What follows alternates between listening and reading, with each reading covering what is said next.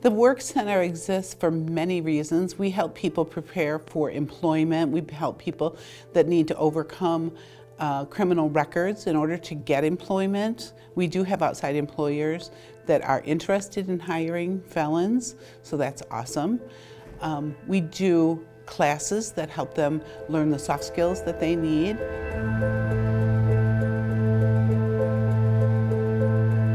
So my life before recovery, it was hard. I was an addict, so I didn't have much hope. My options for today might be like, do I get arrested today, go to prison? Do I OD today and die? I didn't have any direction, and there was no hope of a direction. Like, this is my life. It's been my life for 18, 19 years. Going through recovery here and my life today couldn't be more opposite. I would describe my life now as happy, joyful.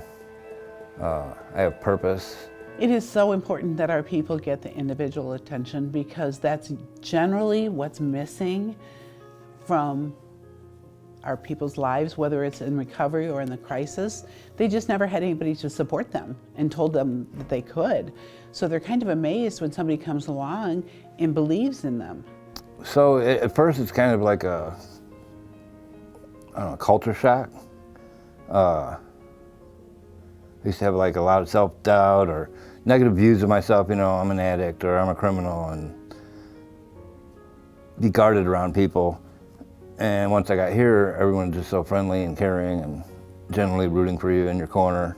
The Work Center is really unique in that we meet them where they're at when they first come in here and give them an assessment that helps us decipher where they are on their educational levels and what they need to do. The program that we use actually sets out a pathway for them so that they can raise that reading level or that math level, whatever they need to do. So they spend the first 2 months that they're down here working on those basic educational things. Now, if somebody were to come in and proficiency out of all of that, they can go on to electives. So that's where they choose to do the classes, and they continue their learning. Anything that they do exercises their brain and gets their brain to fire in spots that it hasn't been in their addiction, and really lets them explore topics that they have long forgotten or have an interest in. So pursuing being a drug counselor really came from learning to not be selfish, give it back. I feel my story has value, and I can relate with people because I've been where they're at. And it allows me to model where they can be at. I see so many people that I know we strike a chord with, because I have an open door policy, and there's many people that come to my door and talk to me about things we've just discussed in class. That makes me hopeful. They're beginning to understand the negative relational patterns. They're beginning to believe in themselves. They're beginning to believe that life can be different. And that gives me a lot of energy, because it just spurs me on to the next person, because I do see hope. Plus, we see a lot of people getting employment here, and that's really exciting.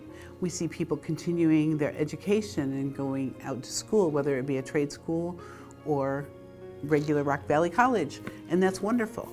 We applaud all of those things. I'm starting an internship with McHenry County Drug Court. I think it's really cool to kind of go full circle. I was at one time a client, and now I can be a role model for people that are going through it.